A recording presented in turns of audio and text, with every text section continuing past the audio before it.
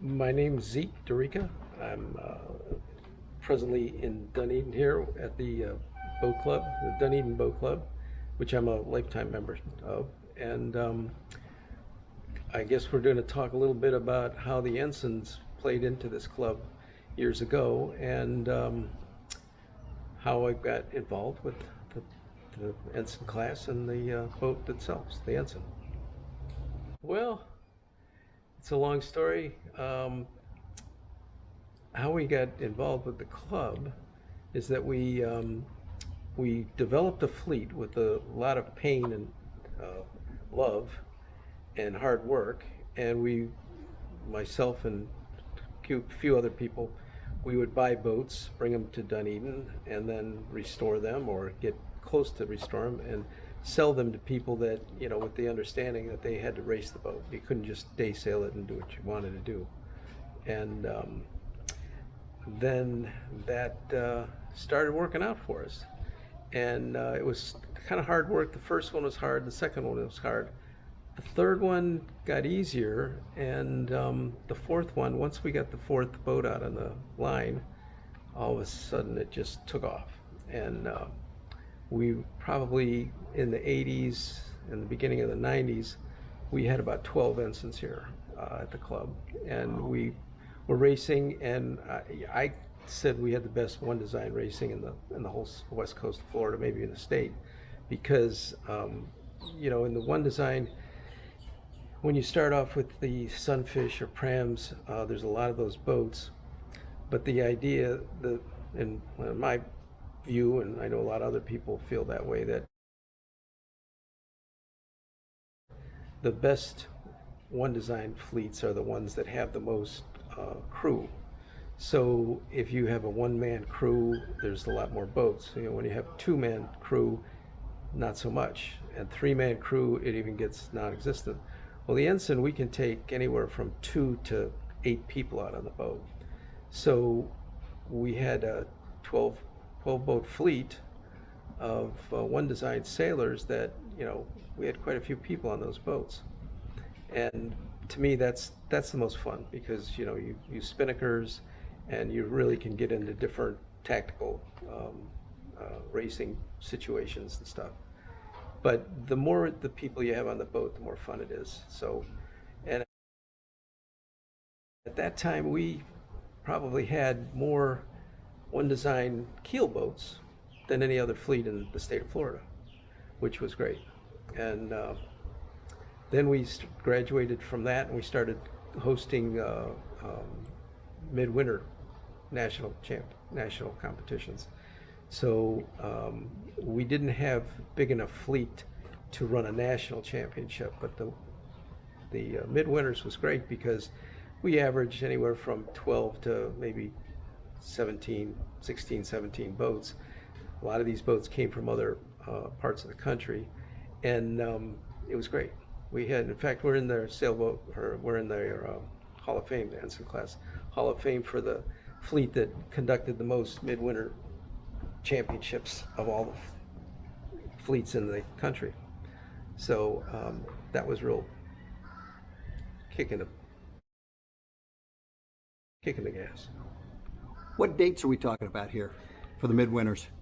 Well, When he started here? I'd have to look at the trophy there, but that's when we had our first midwinters, and I want to think that was back in like the late 80s. And we had good turnouts. And we did it like a few years in a row. Then we shared it with St. Petersburg Yacht Club with their new regatta, and we conducted it through them. And then everybody just loved coming to Dunedin, and they to this day, every time I see somebody, they'll say, like, when are you going to have the midwinters there again? And I go, well, we don't have any boats anymore, and you'd have to do it in the St. Pete with the nudes. But they say they'd much rather come to Dunedin. So we had a good time, and a lot of the club members here helped out with the social events and the food and the race committees, and we were very appreciative of that. And we made donations to them at the end of the when we were all finished, and we had the budget for the regatta, and if there was any money left over, we always used to make a donation to the club for their time and their help, and it was a good thing.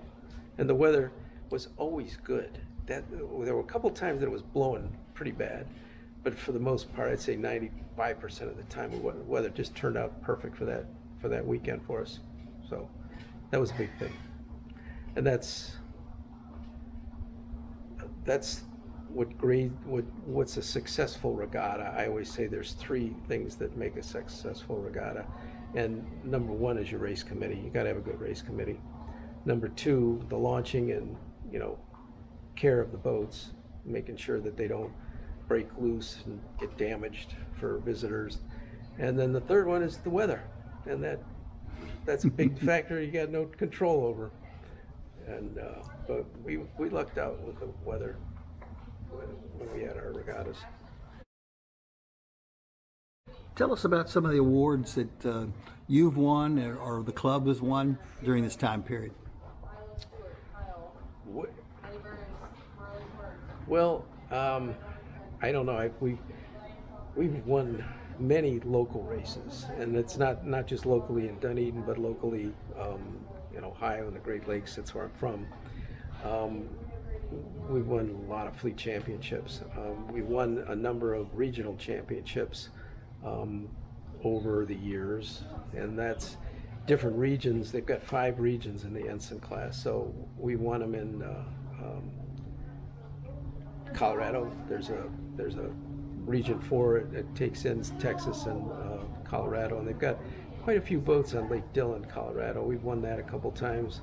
We won in the Great Lakes. It's got a lot of boats in the Great Lakes, a lot of ensigns, and we've won that's region 5, and we've won that many times.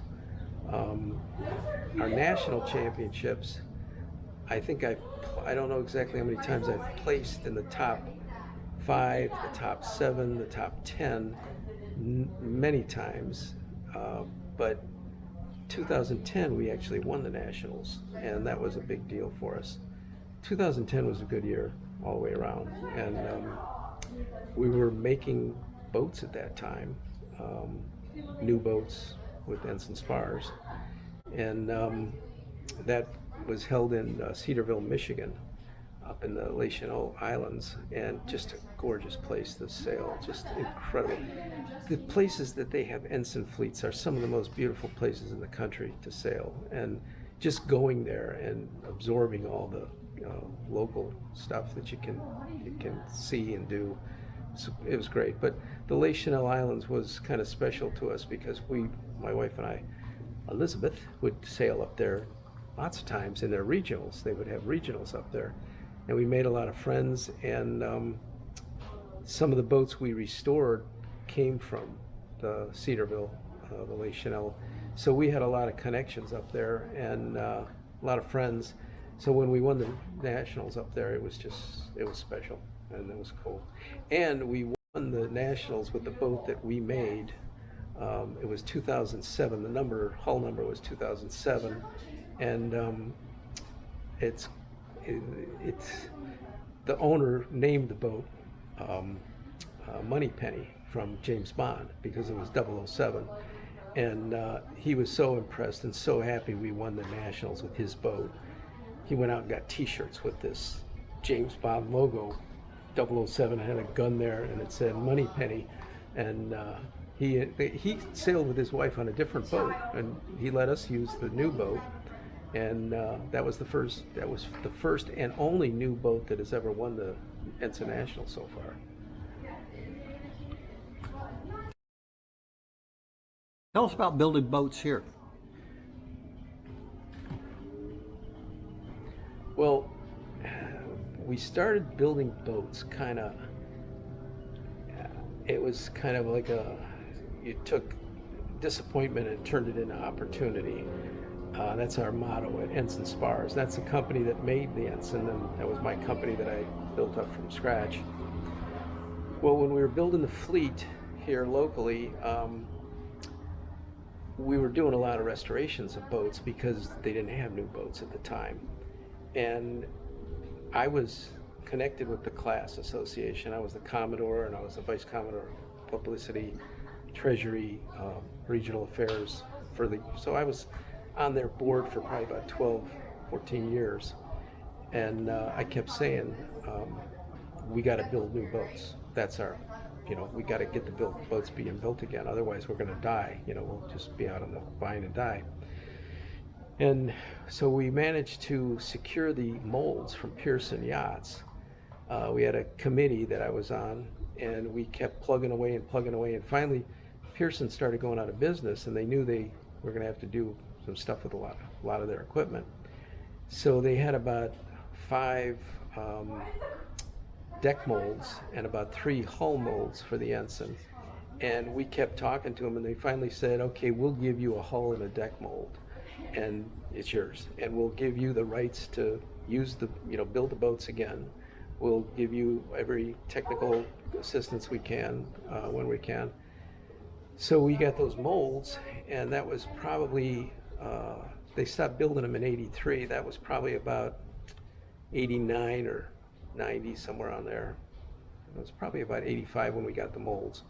And we transported them to Texas for storage out there. And then I started talking to boat companies, like Morgan Yachts. We talked to Handy Boats. We talked to Cape Cod Shipbuilding, and everybody that I took this project to build an Ensigns, they said, well, this is really a good plan, and we really like the boat, but it's going to cost us too much to get the research and development, all the parts. It's going to be a nightmare, so we can't do it for that reason. I talked about 3 of them. So then back up to a little ways to us building this fleet in Dunedin. We were starting to rebuild boats, and so we were getting the experience. We had a couple guys in the fleet that were pretty experienced boat builders, and we started learning how all this stuff went together. So now we'll skip forward again.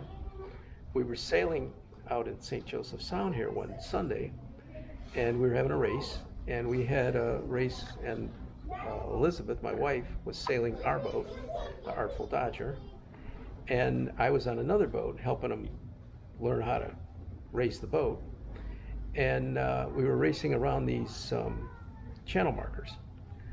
Well, we were in the lead. I was in the lead on this other guy's boat, and all of a sudden I heard this bam and crash, and I went, what the hell was that? And I looked back, and Elizabeth had sailed past this channel mark right out there, number 2. It's got a little square, a little sign on it. She hooked the backstay on this sign that was on the post and broke the mast in 2 places. The mast fell down. Nobody got hurt, but then we got a broken mast on our boat. So, and this goes into, in this kind of segues into this thing that I was talking to the class. We were trying to get a boat builder to build boats, and they said they had no parts. Well, one of those parts, a very important part on a boat, was a mast. And the mast was, we had to get replacement masts. And that's not only an important part, but it's a very important speed part. If you don't have the right kind of mast with the right kind of flex, and if it doesn't have the same characteristics all the other boats, you could be faster or you could be slower. So we started getting broken masts years before that, and we agreed, and I didn't know anything about this, but I voted in favor of it too, that this one mast that was made by Cape Cod Shipbuilding was a close equivalent to the mast that we use on the Ensign. Well, I never really did any investigation into it, and I just assumed that the people that were talking about these masts knew what they were talking about. So it was time for me to order a new mast. Well, when I saw the mast that they were selling as a replacement mast for the Ensign, it wasn't it wasn't even close. It was complete. It was more for about a 25, 26-foot sailboat. It's too heavy, too stiff, all characteristics were bad. So I started going through the trouble of trying to find where I could buy a mast that was a real ensign mast. So I found out that the people that made the mast back in the 60s had the dies that you extrude the aluminum through the dies to make your mast. Well, I found these dies, and I went back to the class association and I said, listen, I found the dies, the original dies that they used for the ensign, and if but we have to buy 1,000 pounds, a minimum cast of 1,000 pounds of mass. So that's about 30 mass. And I said, I'll be willing to put the money up, buy those, or get the dies back in service, and then when we start making mass, I become the official replacement mast for the ensign class. And it is the official ensign mast. So, and we've done tests on them and everything, and they're exact same structural and integrity. So they agreed to it. So I thought, well, I'll get these masts and I'll have these in storage, and when somebody breaks a mast, I'll just send it to them. Easy, right?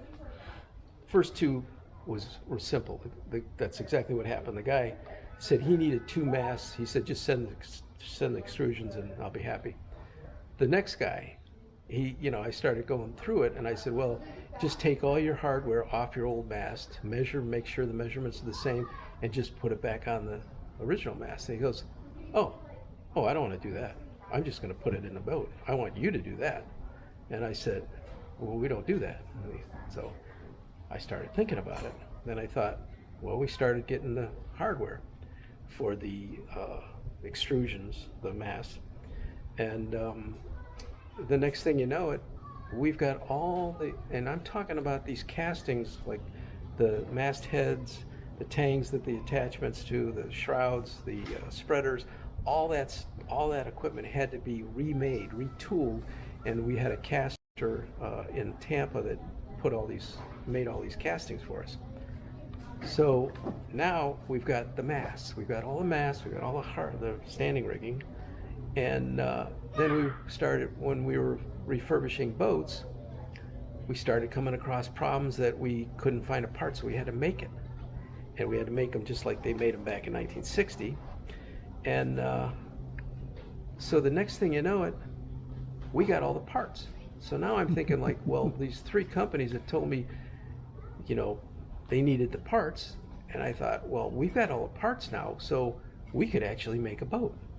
So I said, well, why are we going to do these parts and give them to these other people so they can make the boat? We'll just make them ourselves. So we started doing it. And the key component at the time was, whenever you build boats, you usually design one, build one, and then sell it. Well, that's a good way to go bankrupt, and especially for a small group.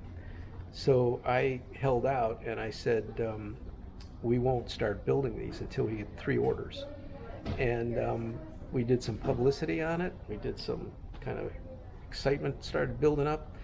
And this guy from Cedarville, Michigan, he loved the idea.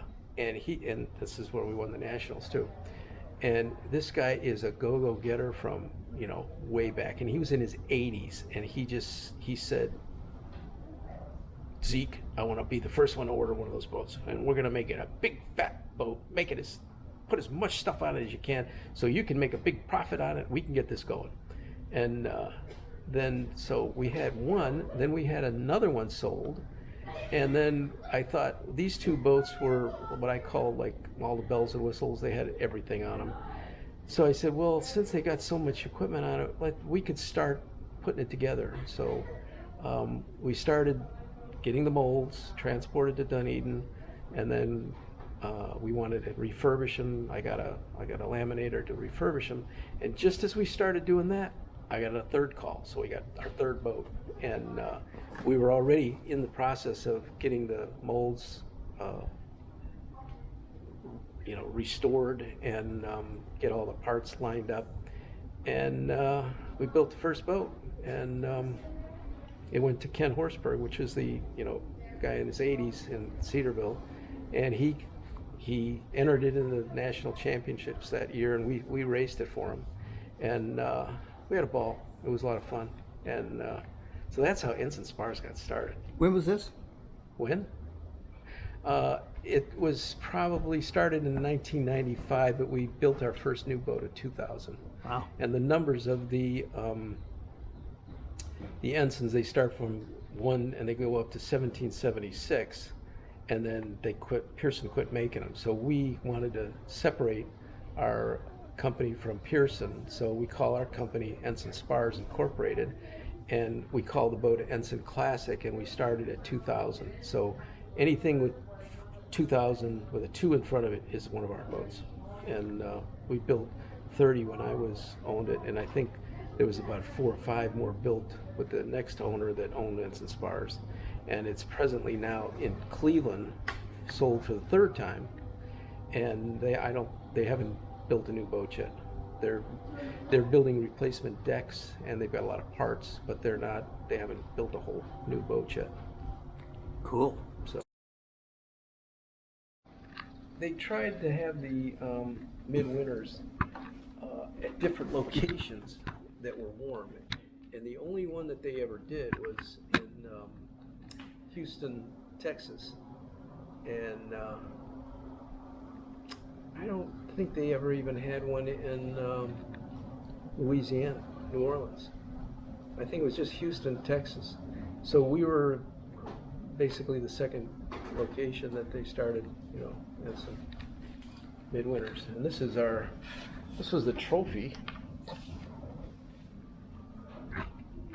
for the midwinters, and you can see we started in 2000. Same with the new boats. And let's see, the last one was 2015. So there's been probably 5 new Ensign midwinters that have been being conducted in South Carolina now. That's a little inland lake up there that they're all excited about. So you're going to take this to the new home, right? I think so. I was going to go there this year, but I had difficulty with crew. I was going to use that. See, we're planning on sailing in the national championships this year, and they're up in Nyack, New York. And one of the difficulties is getting your crew on the boat, and getting a good crew. So I've got 2 guys that are really good friends and really good crew, and Elizabeth and myself. And I wanted to go to the midwinters this year, and we wanted to just get together and start practicing. And one of my crew members decided to have a hernia, and so he had to have that operated on, and right in the middle of the midwinter. So we couldn't use the midwinters, and then we were talking about using the St. Pete Nudes, but that fizzled out too. They didn't get enough boats registered. Plus, the other guy couldn't make that. He's in training for some kind of Ironman competition, and so we might be going up cold turkey for the midwinter for the nationals. With not like I've sailed together with Kent Gordon. In fact, he was on our crew when we won the nationals, and then Scott Mason. I've sailed with him all my life, but we haven't all 4 sailed together, and that's real important to know who's going to do what and how you're going to do it. And so we'll be at a little disadvantage, again, right off the bat, but Nyack's a good place. We did really well in Nyack one year, and it's a beautiful place right outside of New York City, and you're racing at that Tappan Zee bridge. You're racing on the Hudson River, which is tidal affected, and it's real wide, it's real big, the mighty Hudson River. And so you've got a constant current when you're racing, then when you have the tide come in, it reverses that current, and then it does a lot of weird things. So but it's fun, and the people are great up there.